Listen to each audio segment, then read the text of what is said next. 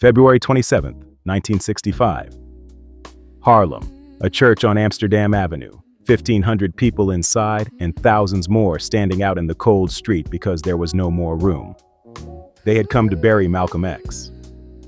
And the newspapers had already decided who he was. Dangerous, radical, violent. That verdict was in print before the funeral programs were. Then a working actor named Ossie Davis walked to the podium. And in about 6 minutes, he picked up the story America was telling about Malcolm X, and he turned it over. 61 years later, that eulogy still forces one question. Who gets to write history?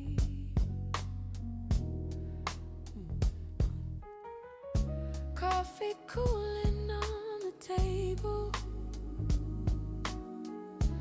Time slipping. Malcolm X was 39 years old when he was killed. 39.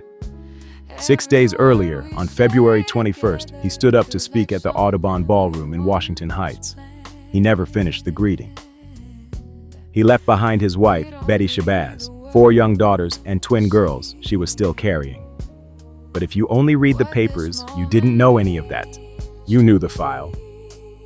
The Bureau had been building one on him since 1953, thousands of pages, agents in the audience, informants inside his own organization. And the press had its shorthand ready. The morning after the shooting, the New York Times editorial page called him an extraordinary and twisted man who had turned many true gifts to evil purpose. Time magazine ran his obituary under the word demagogue. His gospel, they wrote, was hatred. His creed was violence. That is not the obituary of a man. That is the obituary of a threat. Here is what almost none of that coverage carried. Malcolm was raised inside a movement. His father was a preacher and an organizer for Marcus Garvey. His mother wrote for the movement's newspaper and kept its records. His father died violently when he was 6. His mother was committed to a state hospital. The children were split up and scattered into foster homes. He went to prison at 20. He came out of it having read his way through the prison library and having copied out a dictionary by hand, page by page, because nobody had ever given him the words. The man the papers were calling an animal had educated himself in a cell. Plenty of people respected him, plenty feared him, and an enormous number had firm opinions about him without ever having sat through a single full speech. That gap is what Ossie Davis stepped into.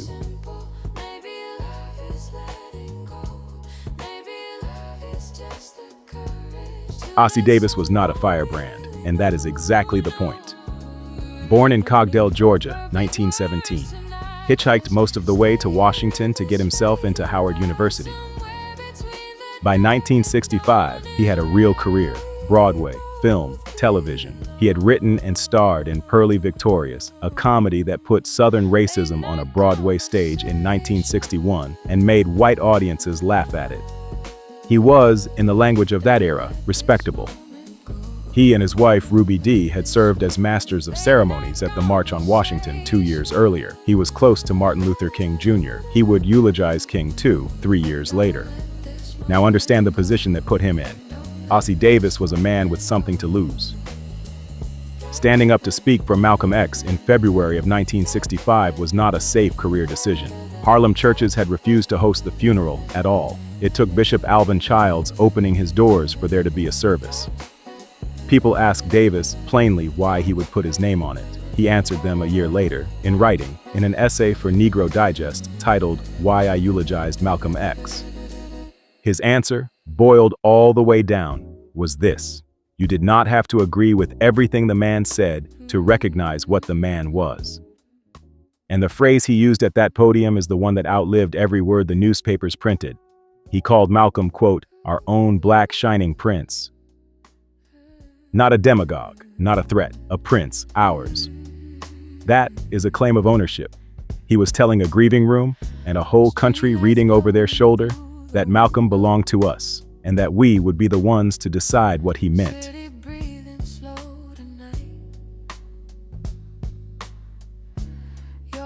It runs under 7 minutes, and it is still under copyright, so we are not going to read it to you here. Go and find the recording and hear it in Ossie Davis's own voice, because the delivery is half the argument. What we can do is talk about what it claims, because it makes 3 claims, and in 1965, every single one of them was contested. Claim 1, Malcolm loved black people. Not sentimentally, not as a slogan painted on a wall. The love Davis was describing was the practical kind, the kind that shows up as expectation.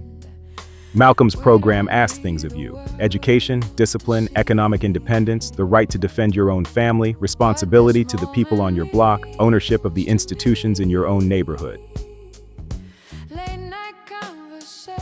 That is not a comfortable love. Comfortable love tells you you're fine exactly the way you are. Malcolm's told you that you were capable of far more and that nobody was coming to do it for you.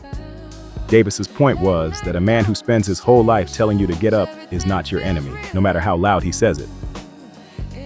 Claim 2, America had misunderstood him, and the misunderstanding was not an accident.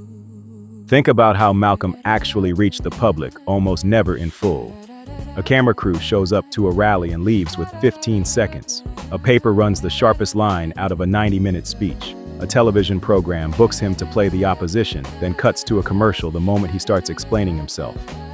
So the country got the sound bites. What it did not get, in anything like the same volume, was the rest of it. The argument that black-owned businesses had to stay in black hands. The argument about land, about political independence, treating the vote as a tactic instead of a loyalty. And the biggest one, that the condition of black people in America did not belong in the category of civil rights at all. It belonged in the category of human rights, argued in front of the United Nations, where every other nation on earth would be made to look at it. None of that fits in 15 seconds, so mostly it didn't run.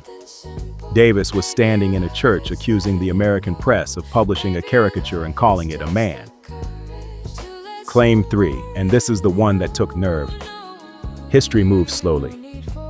Davis argued that the verdict of 1965 was not the final one, that the man the country was calling a villain that February would be read very differently by people who had not been born yet.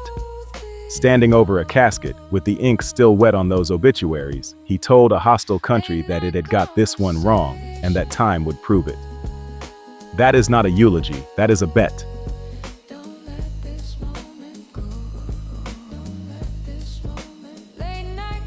Malcolm wasn't finished.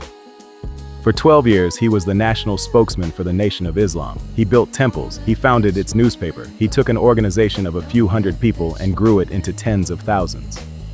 In March of 1964, he left. The break with Elijah Muhammad was painful, and it was public. Malcolm was 38 years old and starting over from nothing. A month later, he made the pilgrimage to Mecca. And what he saw there did not fit the framework he had spent 12 years teaching.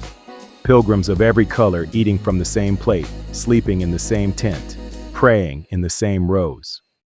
He wrote home and said so, publicly, under his own name, knowing exactly what it was going to cost him with the people who had followed him.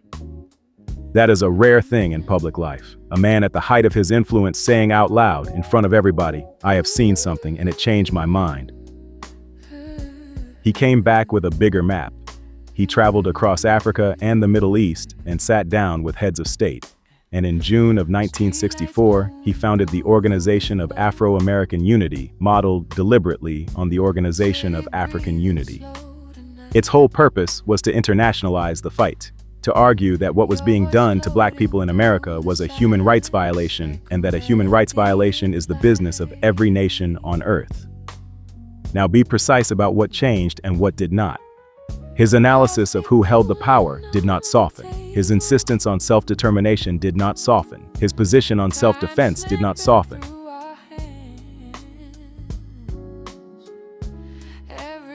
What expanded was the frame. He stopped drawing the fight as Black America against white America and started drawing it as the world's colonized against the world's colonizers. He was killed 11 months after he walked out of the nation, 11 months into the new work. So when people argue today about what Malcolm X believed, they are almost always arguing about a man who was still mid-sentence.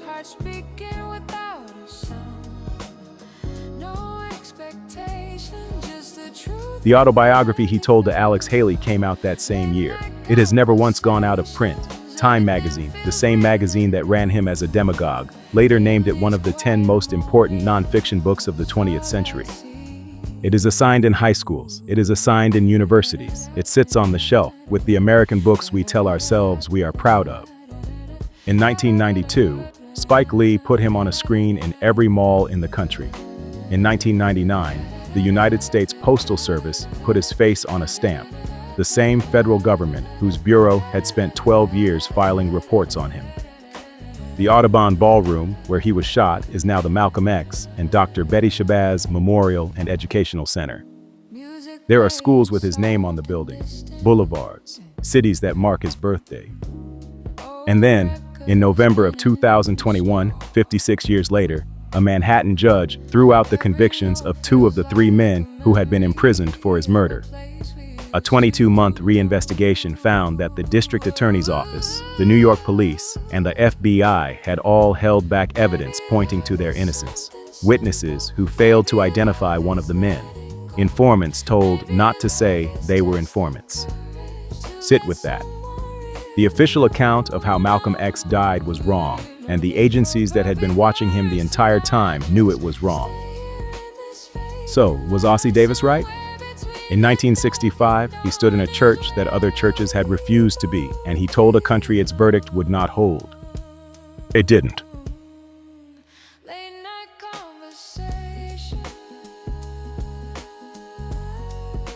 A man can be honored to death. You put him on a stamp, you name a street after him, you quote him once a year in February, and you never do one single thing he actually asked you to do. That is not vindication, that is taxidermy.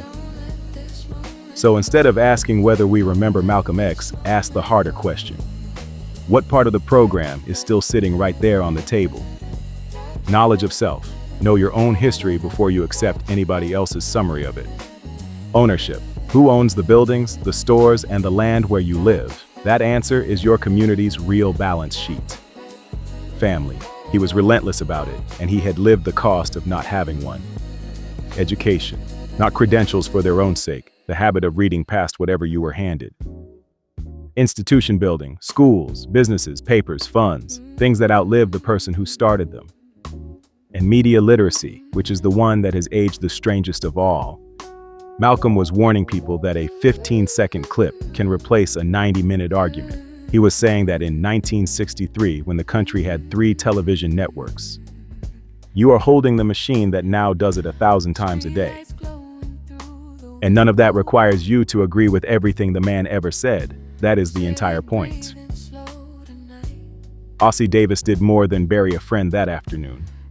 He issued a challenge, and it was aimed at us. Refuse to let headlines stand in for history.